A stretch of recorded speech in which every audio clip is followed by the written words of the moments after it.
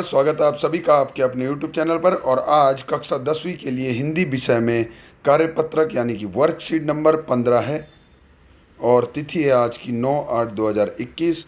शिक्षा निदेशालय राष्ट्रीय राजधानी क्षेत्र दिल्ली द्वारा यह भेजा गया है। और आइए देखते हैं इसमें क्या लिखा हुआ है। इसमें है कि प्यारे बच्चों, आज हम खेलों के बारे में चर्चा करेंगे और कुछ जानकारी प्राप्त करेंगे। साथ ही खेल हमारे लिए कितना आवश्यक है इसे भी जानेंगे।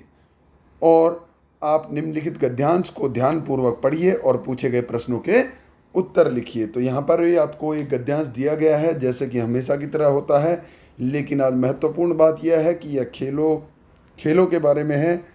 और खेलों का महत्व आप सभी जान चुके होंगे कि अभी हमारे यहाँ पे ओलंपिक हो रहे थे टोक्यो में, और इस ओलंपिक में हमारे कुछ खिलाड़ियों ने बहुत ही अच्छा प्रदर्शन किया जिसमें हमें 1 गोल्ड भी मिला, 2 सिल्वर मिले और 3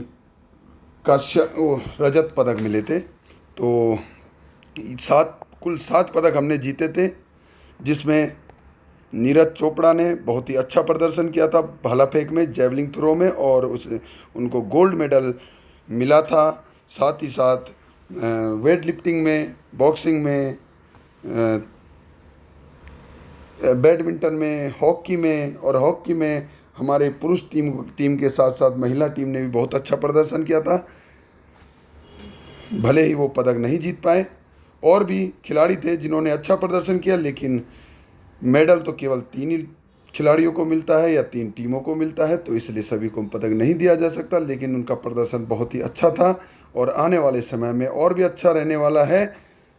और आप लोगों से भी उम्मीद है कि आप भी इस तरह से अपना और अपने देश का नाम रोशन करेंगे और खेलों के प्रति अपने विचार बदलेंगे, अपने मानसिकता बदलेंगे और खेलों की ओर भी ध्यान देंगे।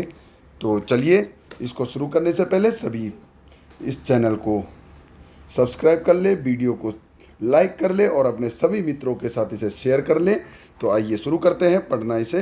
कि कुछ लोग अपने शरीर और मानसिक मस्तिष्क की तंदुरुस्ती, आनंद आदि के लिए नियमित रूप से खेल खेलते हैं। हालांकि कुछ अपने जीवन में बहुमूल्य दर्जा पाने के लिए खेलते हैं। कोई भी निजी और पेशेवर जीवन में इसके मूल्य को अनदेखा नहीं कर सकता।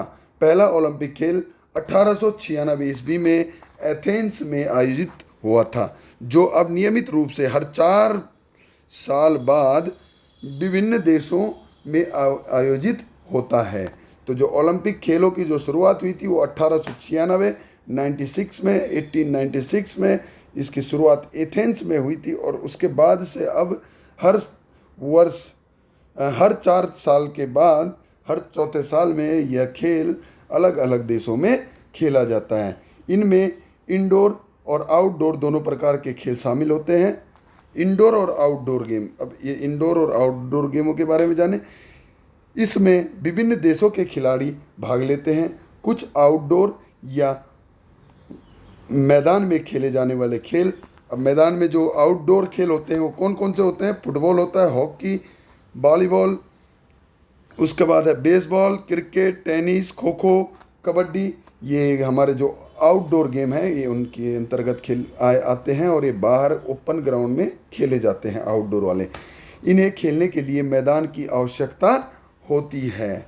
तो इसके लिए क्या होता है? मैदान की आवश्यकता होती है। इंडोर जो खेल होते हैं, अब इंडोर खेलों की बारी है कि जो इंडोर खेल होते हैं वे कौन से होते हैं? कैरम, ताश खेलना, शतरंज, टेबल टेनिस, पहेली आदि इस तरह के जो खेल होते हैं। कुश्ती भी इसी में आता है, वेट लिफ्टिंग भी इंडोर के अंतर्गत आता है। इन्हें इंडोर में खेला जाता है, यानी कि अंदर जो स्टेडियम होता है वो पूरी तरह से ढका होता है, एक बड़ा हॉल होता है और उसके अंदर इन्हें खेला जाता है, इसलिए इन्हें इंडोर कहते हैं। और जो आउटडोर होते हैं उसमें स्टेडियम खुला रहता है, ऊपर से आसमान खुला रहता है। तो ये इसमें अंतर है दोनों में, और खेल भी अलग अलग है। आगे देखिए क्या है इसमें कि खेल गतिविधियों में शामिल होना हमें बहुत से रोगों से सुरक्षित करने में मदद करता है। तो खेलों में शामिल होने से क्या होता है, हम कई सारे रोगों से सुरक्षित भी रहते हैं, जैसे गठिया, मोटापा, हृदय रोग, हृदय की समस्याओं, मधुमेह आदि। ठीक है, गठिया जो कि कहाँ पर होता है, जोड़ों में होता है। मोटापा, आजकल देख ही रहे हैं आप कि मोटापा कितना परेशान कर रहा है लोगों को, बहुत सारे लोगों को मोटापे से बहुत परेशानी हो गई है। हृदय रोग यानी कि हार्ट के जो पेशेंट हो जाते हैं, ठीक है, उसके साथ मधुमेह, मधुमेह किसे कहते हैं, शुगर को, जिसे शुगर कहते हैं। इनको अगर आप सभी को या किसी को भी दूर रखना है तो खेलों में बिल्कुल शामिल होना अति आवश्यक है। खेल, अगर आप खेल खेलते रहेंगे तो इन सभी रोगों से आप दूर रहेंगे, ये रोग आपके नज़दीक भी नहीं आएंगे।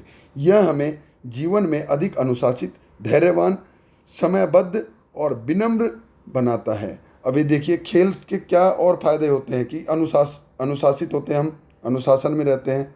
ठीक है, उसके बाद धैर्यवान होते हैं, जल्दबाजी हमारे अंदर नहीं रहती, समयबद्ध होते हैं, समय के पाबंद हो जाते हैं, समय के पक्के बोलते हैं जिन्हें, कि भाई इतने बजे यह कार्य करना है तो करना है। तो ये समयबद्ध हो गया कि जैसे स्कूल में आना होता था हमें, या स्कूल का काम करना होता है, या आजकल ऑनलाइन कक्षाएं चल रही हैं तो उनमें शामिल होना।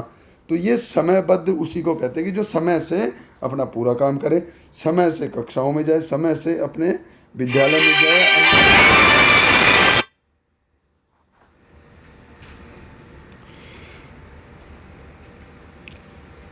विनम्र बनाता है। यह हमें जीवन में सभी कमजोरियों को हटाकर आगे बढ़ना सिखाता है। ठीक है, जीवन में हमें आगे बढ़ना भी सिखाता है। यह हमें बहादुर बनाता है और चिड़चिड़ेपन व गुस्से को हटाकर खुशी का एहसास देता है। तो इससे चिड़चिड़ापन, गुस्सा ये भी कम होता है, ये भी दूर हो जाता है। यह हमें शारीरिक रूप से तंदुरुस्त, मानसिक आराम प्रदान करता है। देखिए, शारीरिक रूप से तंदुरुस्त भी करता है और क्या करता है, मानसिक आराम भी प्रदान करता है, जिससे कि हम सभी समस्याओं से आसानी से निपट सकते हैं। और समस्याओं से निपटने के लिए क्या किन किन चीज़ों की आवश्यकता होती है कि एक तो धैर्यवान, अनुशासित होना चाहिए, धैर्यवान होना चाहिए, समयबद्ध, विनम्र, शारीरिक रूप से तंदुरुस्त, मानसिक आराम। इन सभी चीज़ों को प्राप्त करने के लिए क्या होता है, खेल अति आवश्यक होता है, और इससे हमें कोई समस्या भी नहीं होती, सारी समस्या हमारी हल हो जाती है। तो चलिए, ये उम्मीद है कि ये आपके समझ में आ चुका होगा कि इस गद्यांश में क्या दिया गया है। तो चलिए इससे संबंधित कुछ प्रश्न कर लेते हैं कि पहला प्रश्न है हमारे पास कि पहला ओलंपिक खेल कब और कहाँ आयोजित किया गया था। तो 1896 1896 में एथेंस में पहले ओलंपिक खेल खेले गए थे, वहाँ पे आयोजन किया गया था। प्रश्न नंबर 2 देखते हैं, ओलंपिक खेल नियमित रूप से कितने समय के अंतराल पर आयोजित किए जाते हैं। तो ऊपर दिया गया था कि 4 वर्षों के अंतराल पर ओलंपिक खेलों का आयोजन अलग अलग देशों में किया जाता है। अगला प्रश्न देखिए, अगला प्रश्न है प्रश्न नंबर 3, हम किन कारणों से खेलते हैं। तो कुछ उसमें खेलों में विशिष्ट करने के लिए करते हैं कि भाई इसमें हमारे को एक नाम मिल सके, ठीक है, मेडल मिल सके। और कुछ लोग कैसे खेलते हैं, अपने शारीरिक स्वास्थ्य के लिए खेलते हैं। तो ये है, इन कारणों से खेलते हैं। अगला प्रश्न है प्रश्न नंबर 4, इंडोर और आउटडोर खेलों में क्या अंतर है। तो इंडोर खेल जो कि ओपन ग्राउंड में खेले जाते हैं, इसके लिए क्या होता है, एक मैदान की आवश्यकता होती है। आउटडोर के लिए है मैदान की आवश्यकता है। इंडोर जो कि एक बंद स्टेडियम के अंदर खेले जाते हैं, जो पूरा पैक होता है, यानी कि एक बड़ा सा हॉल बना दिया जाता है, उसके अंदर इसे खेला जाता है, वो इंडोर हो गया। जिसके अंतर्गत कौन कौन से आते हैं, टेबल टेनिस हो गया, ताश का खेल हो गया, पहेली हो गई, शतरंज का खेल हो गया, ठीक है, बॉक्सिंग हो गया। ये सारे इंडोर खेलों में आते हैं। और आउटडोर खेलों में कौन से आते हैं, जिन्हें मैदान में खेला जाता है, जिनको खेलने के लिए मैदान की आवश्यकता होती है, जैसे फुटबॉल, क्रिकेट, वॉलीबॉल, बास्केटबॉल, ये सारे के सारे आउटडोर खेलों में आते हैं। अगला प्रश्न देखिए प्रश्न नंबर 5, खेल हमारे लिए बहुत ही लाभदायक है, कुछ प्रमुख लाभों को लिखिए। अभी देखिए ऊपर कितने सारे इसमें लाभ बताए गए थे कि कौन क्या क्या लाभ मिलते हैं। शारीरिक स्वास्थ्य होता है जिसमें हमें कौन कौन से रोगों से मुक्ति मिलती है, कि कौन किन रोगों से हम इनसे दूर रह सकते हैं। वह जैसे गठिया, मोटापा, ठीक है, मानसिक तनाव भी है इससे दूर होता है, शारीरिक स्वास्थ्य के लिए ज़रूरी होता है। तो इस तरह से हमें खेलों से लाभ मिलता है, ठीक है। कोई भी कार्य हम धैर्यवान बनते हैं, ठीक है, समयबद्ध बनते हैं, अनुशासित होते हैं। ये सारे जो क्या है हमारे लाभ ही है, इसमें खेलों से जो मिलने वाले लाभ हैं। अंत में एक महत्वपूर्ण सूचना कोविड-19 के संदर्भ में, जो कि हमेशा की तरह आपके लिए दिया जाता है और मैं भी हमेशा आपको इसमें बताता हूं कि कोविड-19 के विरुद्ध लड़ाई में सुरक्षित रहने के लिए मास्क पहने। तो सभी बच्चे मास्क को ज़रूर पहने और बिना मास्क के बाहर बिल्कुल भी ना जाए। तो चलिए, ये था हमारा आज का वीडियो। तो सभी बच्चे इसे ध्यानपूर्वक पढ़ें और अपनी कॉपी में इसके सभी प्रश्नों को हल करें और आने वाली सभी वीडियो आप तक पहुंच सके। सभी इस चैनल को सब्सक्राइब जरूर कर लें। बहुत बहुत धन्यवाद। नमस्कार। जय हिंद, जय भारत।